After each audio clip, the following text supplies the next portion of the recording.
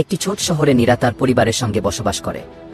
শহরের মানুষদের মধ্যে নানা রকম বিভাজন ছিল, কিন্তু নীরা জানত না ঐক্যবদ্ধভাবে কাজ করলে বড় শক্তিকেও পরাজিত করা সম্ভব। নীরা তার ছোট ভাইকে নিয়ে স্কুলে যেত। একদিন তারা দেখল কিছু মানুষ বিশৃঙ্খলা তৈরি করার চেষ্টা করছে। তারা হিংসা এবং বিভ্রান্তির মাধ্যমে শহরের মানুষদের মধ্যে বিভাজন ঘটাতে চায়।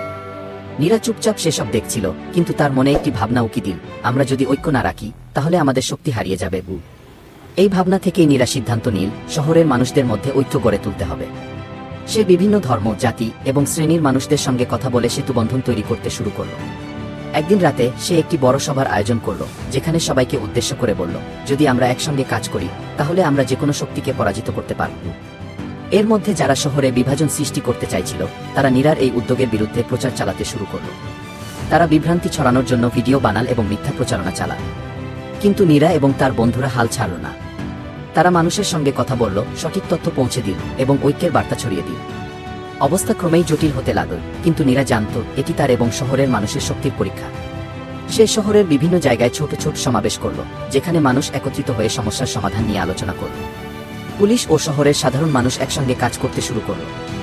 সবাই একসুরে প্রতিজ্ঞা করল, আমরা এক থাকব, আমরা অজেয়।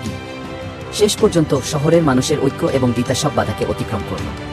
তারা বুঝতে পারল এটি শুধুমাত্র বিজয়ের গল্প নয়, এটি একে অপরের প্রতি বিশ্বাস এবং সম্মানের জয়ের গল্প।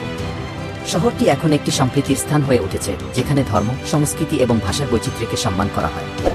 শহরের কেন্দ্রস্থলে জাতীয় পতাকা উঠছে। নীরা এবং তার বন্ধুরা সেটি দেখে গর্বিত মনে বলল, একতা আমাদের শক্তি, আর আমরা কখনো হারব না। যত বড় শক্তি আসুক না কেন, একটা শক্তি কখনো পরাজিত হয় না। घायल शेर की सांसें